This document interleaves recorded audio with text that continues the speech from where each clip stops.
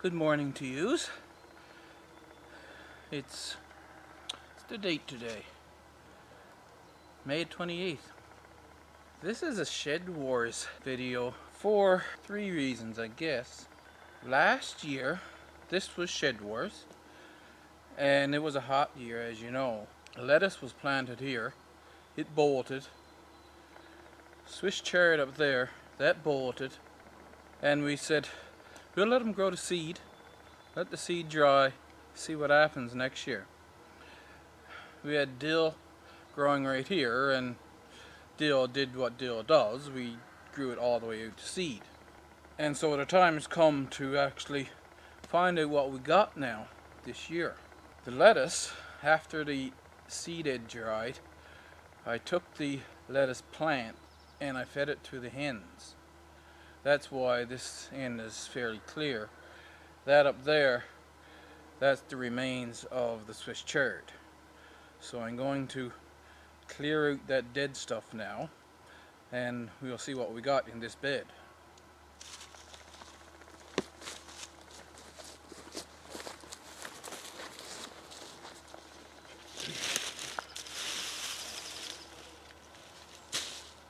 That's going to be fast.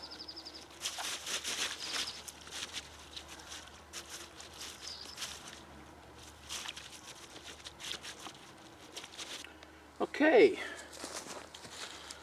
just look what we have here. All of these are lettuce plants from the lettuce that bolted last year.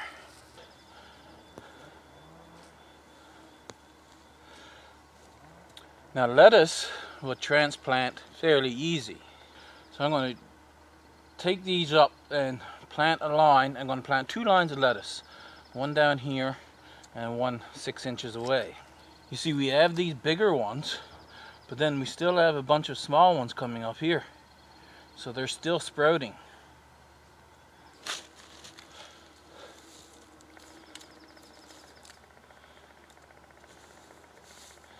If you remember, this is pure compost. Lettuce plants to grow to full size should be planted 6 to 8 inches apart. This is a butter crunch type lettuce. But you can harvest your lettuce. I mean, you can even harvest them at this size and eat them, right? So what we'll do is plant them 2 inches apart, and as they grow up, when the leaves are touching, we'll harvest every second one. That way we'll get more harvest out of this bed, and the ground will be shaded with our actually food crops instead of the weed. So you take it up with some soil and all, and like I say, if we plant them 2 inches apart, then we can take up every second one without disturbing the one beside them later on. It's better if you don't disturb the roots. Now I'll really soak this once I get the bed cleaned up, but at this stage they're still just little seedlings, so they should do okay once I soak the bed. Now I have 1 row of lettuce planted across there, and I'm going to come down about 6 inches and plant another row. 6 inches is the span of my hand.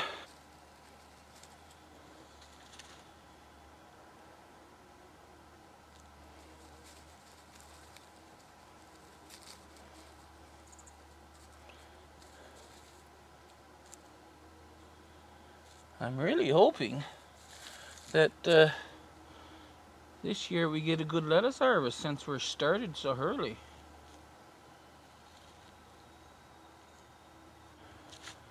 We have 2 rows of lettuce. Once I get the bed done, like I said, I'm going to soak this, even though we're forecast a soaking of rain tonight. Still, I don't want them to wilt any. So I'll soak them right away.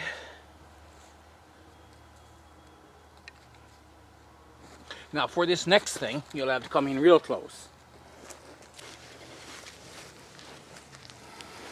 So right here,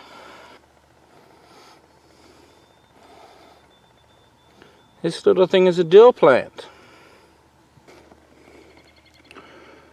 And if we pan over,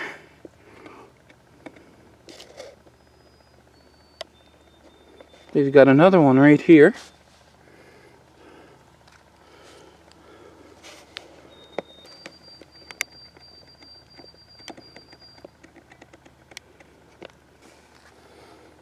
This right here is another one started. And I think there's several more around. So I tell you what I'm going to do.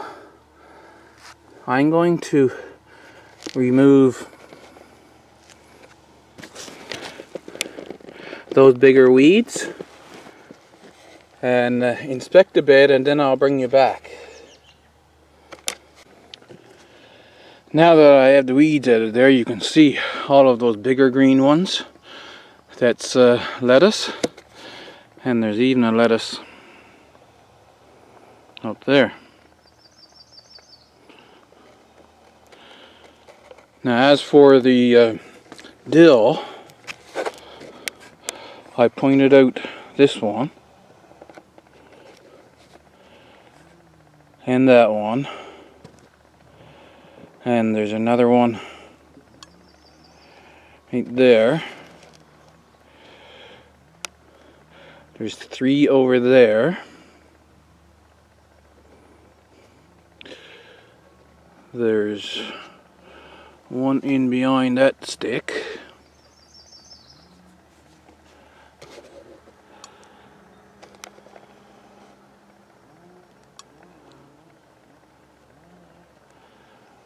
And there's 3 over beside that stick. I don't know if there's any more. Now as for the Swiss chard is a relative of beets, and the beets I set, the sugar beets are just starting to sprout, so it's still a waiting game for the Swiss chard. Now I'm going to take you to a couple of other areas of the garden. So this bed, I've got compost put on that end, but I don't have compost put on this end. One of our most popular self-seeding things is chamomile.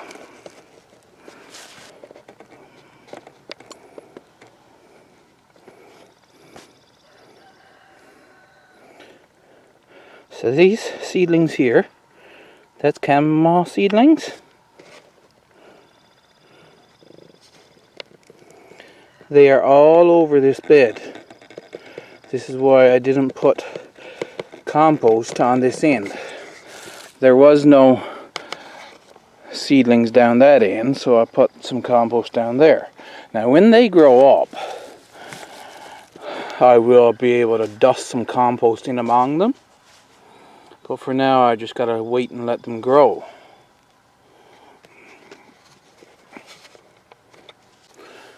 I already mentioned the mustard seed in an earlier video. So if you grow mustard greens, you let them grow all the way to seed. You harvest some for greens and you let some plants go, and they'll go all the way to seed. And even if you harvest the seed, you're going to drop some, and then they're self-sown. They will survive through a pretty harsh winter.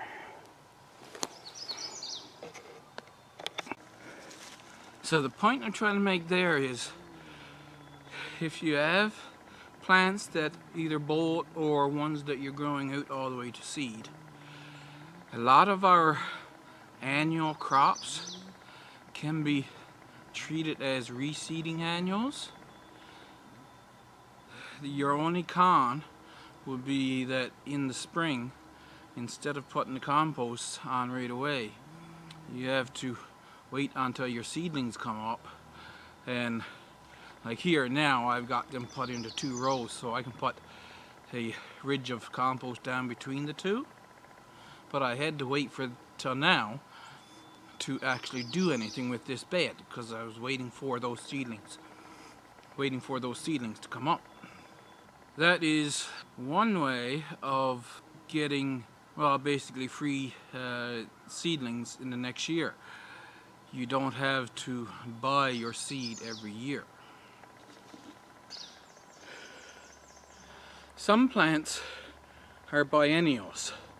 That means they'll grow a plant in the first year that is a vegetable that we are actually looking for. But in the second year, after it's gone through a winter, it will put up a flower stalk. One such plant is the onion. I don't know if they actually have to have a cold period or just a semi-cold period. That is, can you take an onion from your pantry storage and set it, or does it have to go into the fridge for over the winter? That being said, I took this onion. This was the large onion of unknown variety that we got last year. I don't know what it is, but for a home gardener the exact variety doesn't matter. We're just looking for onion seeds, and since this one produced such a big onion that we figured we'd save it and plant it again this year for it to send up a flower stalk and produce seed for us. I put it in sand and I stored it in the spare fridge in my cold room. So here's the onion. I got a little bit of space here. There's other issues with this bed, but since this is big and I'm planting it deep, the issue that I'm having with this bed shouldn't matter. That should be good there. Once again, I'll water it in, even though we're forecasting quite a bit of rain tonight. This is what I done last year. I had several, see, I have 3 different pots. I have conserva shallots. I didn't get any seed from them for some reason. They were still alive. I left them and they didn't die. I left them in the sunroom over the winter and they split. They keep growing. So I've got them brought out. This is the Australian brown. And you see, this is what I was talking about, the flower stalk. It looks like it's sending up a flower stalk already.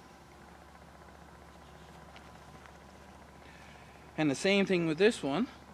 Looks like a flower stalk from the red spring onions.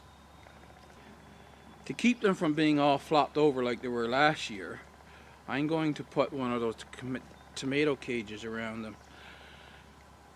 But another thing to take note of, onions, they come up with a flower stalk and then all the flowers opens into this big ball of flowers. Bees like them and butterflies, they will cross so easily. And especially with this one now, I'm looking for the big onion, okay? So I don't want this to cross with a red spring or a conserva shallot, because these two are so much smaller than that one. So if I get a hybrid between that and one of the other ones, I'm going to get a much smaller onion. So I'm going to move the red spring way over there in the shady plot. I'm going to put conserva shallots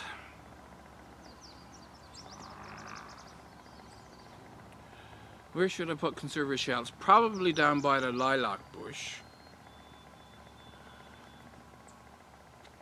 And I put Australian brown. Maybe down by the red maple. So they're well separated, and because in a home garden you don't necessarily have to separate them so much because you have so many flowers in between the different varieties to distract insects. But the other thing is, of course, like I said, it opens into a ball, so theoretically wind can pollinate onions. That's not their primary source of pollination, but it is theoretically possible. Well, I went to get the carrots. I saved some carrots But I put them in a paper bag and put them in the spare fridge and they shriveled up. So they're no good. I had one in a plastic bag from the biggest carrot that I got from my carrots, and the top rotted, and it's a top you need. Maybe if there is carrots at the store when I go, I'll get some, and we'll try to grow those out to seed, and I'll just put in a little short for you. But for this video, because I want to finish this video today, we're going to plant some beets. I have a lot of beet seed, but just for the purposes of showing how to grow your own seed, we're going to record the growth of these over the season. This is the strawberry bed, the second one, but there's not many strawberry plants in here right now, so this area will be fairly free during the entire summer. So you take a beet, and as you can see, it's already sprouted, so this is great. I can just plant the beet. You don't have to completely cover the beet itself, even though I've got it pretty much covered there.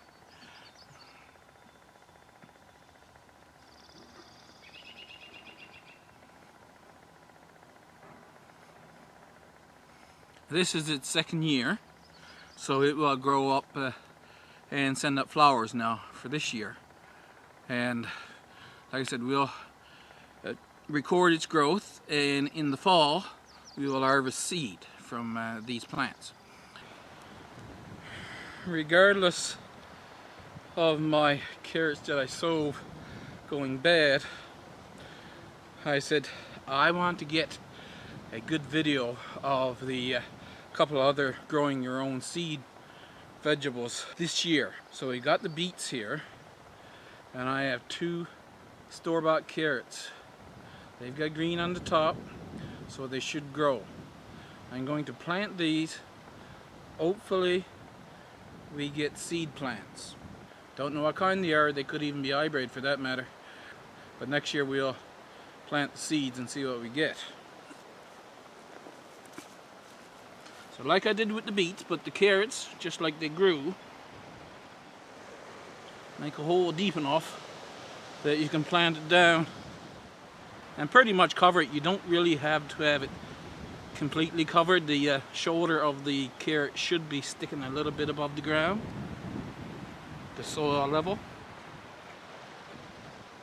Gotta go deep for that one. Now I already have a video on growing rutabaga seed, and turnip seed will be the same. I'll link that up above, whichever side, and you can go and watch that one. And throughout the year we'll watch these plants grow and flower and then finally set seed. So here you are, you can see the 2 carrots poking above the ground. The beets, well, you can just see a little bit of growth over there, and this beet has got a little bit, tiny bit of growth. You can't really see the beets at all, but there you have it. Yeah, follow along in Shed Wars and you'll get to see these grow. So make sure you're subscribed, and we'll see you in the next video.